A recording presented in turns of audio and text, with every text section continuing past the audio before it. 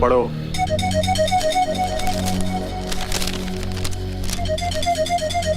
ये हमारी ओर से चीनू को श्रद्धांजलि। ऐसे ही फूल मैं तुम्हारी लाश पर भी भेजूंगा, मगर अफसोस तुम ये देखने के लिए जिंदा नहीं रहोगे। आगे पढ़ो। आज चीनू मरा है तो कल पप्पू जाएगा। बाद में टीनू का नंबर भी मैं ही डायल करूंगा। तुम सब की मौत की लोरी मैंने तैयार कर ली है, सिर्फ सुनाकर सुलाना ही बाकी है। खत्म कर दूंगा मैं तुम्हारे काले साम्राज्य को। नहीं! ये हमारा नया दुश्मन कौन पैदा हो गया है?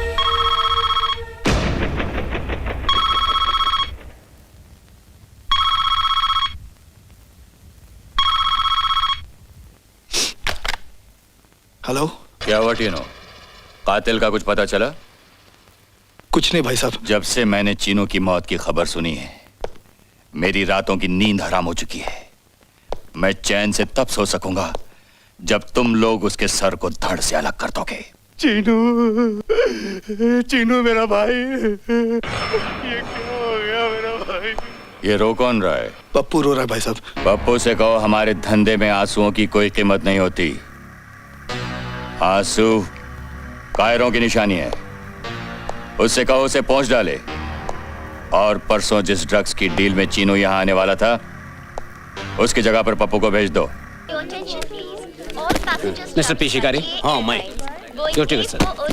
Are requested to check in for their Thank you. boarding. It's all right. Thank you. Next. Hello. May I help you? Good evening. Your seat? It's okay. Thank you. Welcome. Thank you very much.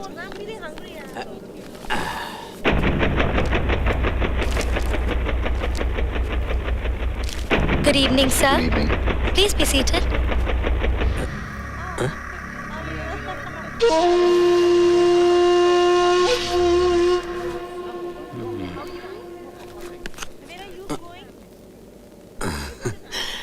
Cigarette. Hello. Thank you. Welcome.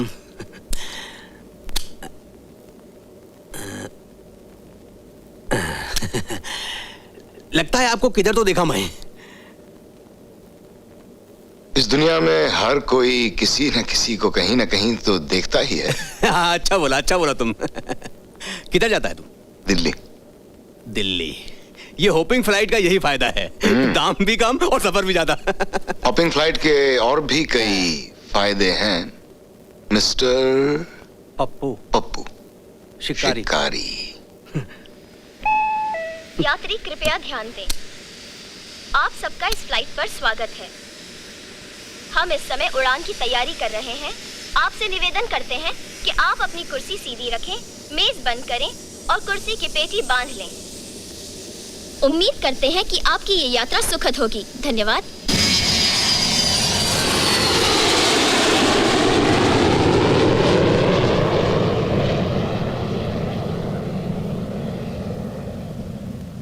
Would you like a soft drink? Thank you. How about you, sir? Would you like some soft drink? No thanks. Would you like something? जी नहीं, thank you. अगर हो सके तो मेरे को एक कंबल और एक तकिया दे दें और मेरे को डिस्टर्ब ना करें। मैं बहुत गहरी नींद सोना चाहता हूँ। जी थैंक यू, प्लीज।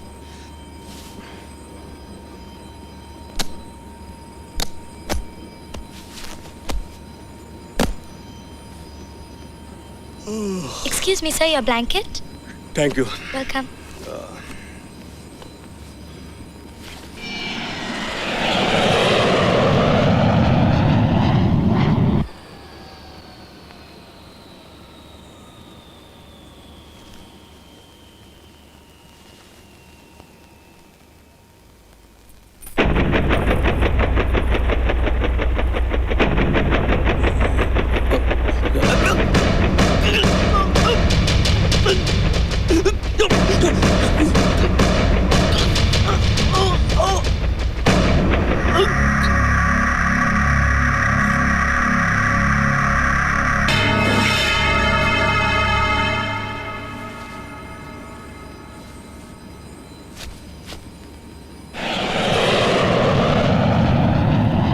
कृपया ध्यान दीजिए, अब हम जल्द ही दिल्ली पहुंचने वाले हैं। हम आपसे निवेदन करते हैं कि आप अपनी कुर्सी की पेटी बांध लें। धन्यवाद।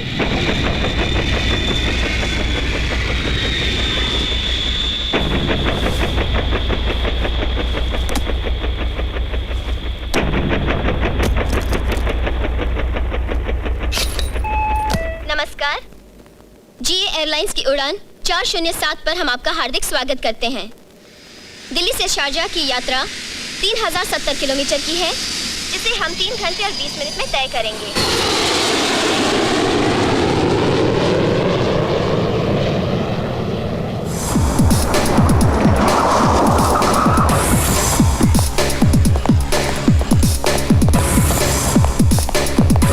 क्या बात है असलम, मुझे क्यों बुलाया?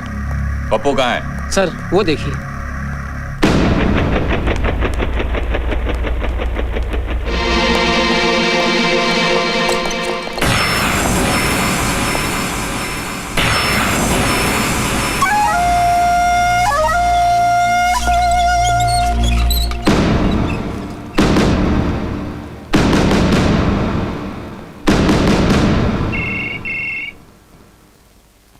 लगता है पप्पू भैया पहुंच गए, देखता हूं मैं। हाँ पप्पू भैया पहुंच गए। नहीं टीनो, मैं धर्मा बोल रहा हूँ। पप्पू को किसी ने प्लेन में ही खत्म कर दिया। क्या? नहीं भाई साहब नहीं, इम्पॉसिबल। क्या हुआ भाई साहब? हिंदुस्तान में हमारा कोई दुश्मन पैदा हो गया तेजा। 15 दिन में उसने हमारे 2 भाई छीन लिए। दोनों भाई? हाँ तेजा, पप्पू भी। पप्पू?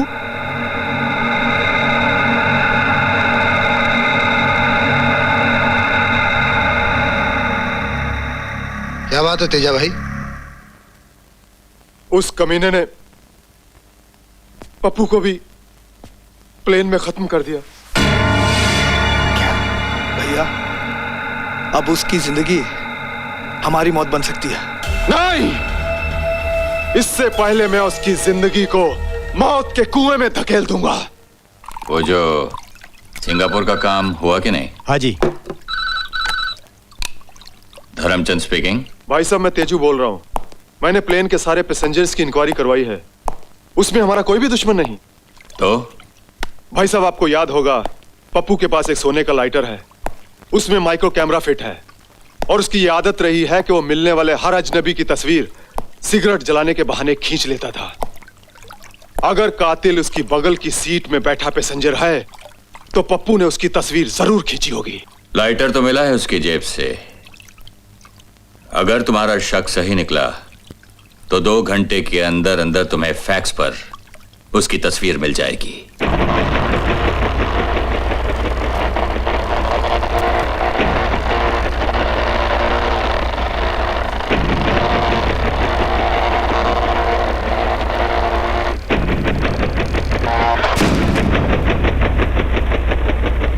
भारत श्रीवास्तव? मैंने कहा था ना सु भाई कि इस कमीने को तुम कच्चा इंसान मत समझो। मगर भैया, मगर कुछ नहीं टीनू। उस डॉक्टर को उठाओ जिसने भारत श्रीवास्तव की बॉडी का अंतिम संस्कार किया था।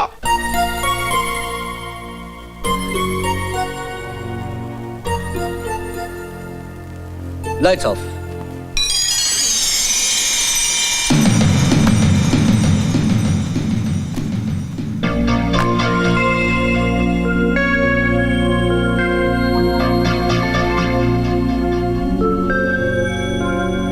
अब आहिस्ता आहिस्ता अपनी आंखें खोलो। Yes, good good. अबू चाचा, अबू चाचा, अबू चाचा मैं देख सकती हूँ। मुझे सब कुछ दिखाई दे रहा है अबू चाचा। मैं देख सकती हूँ। अल्लाह का लाख लाख शुक्र है। Morning. Morning. Good morning. Good morning sir.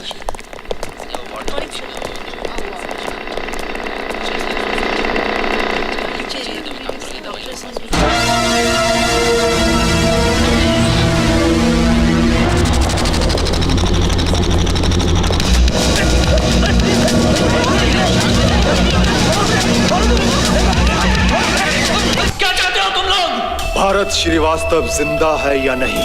नहीं बताऊंगा। अबे तू क्या, तेरा बाप भी बताएगा? यहाँ पर गूंगे भी जबान खोल देते, समझे?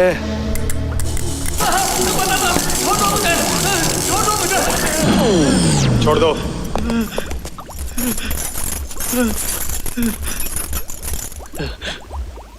वो जिंदा है। उसको मारने का प्लान तुम्हारा नहीं था, बल्कि उसने अपने आप को मरवाने का प्लान खुद बनाया था। क्या बकवास कर रहा तू? ये बकवास नहीं, मैं सच कह रहा हूं। वो तुम्हारे उठने वाले हर कदम को जानता है। जब उसे पता चला तुमने पुलिस और कानून को खरीद लिया है, तब तुम लोगों से बदला लेने के लिए उसने अपने आप को पुलिस और कानून की नजरों में मार डाला। वो जानबूझकर अपना घर छोड़कर होटल में रहने लगा ताकि तुम लोग उस पर शक करो और उसके कत्ल का इंतजाम करो। तो फिर सिकंदर ने जिस पर गोलियां चलाई वो कौन था?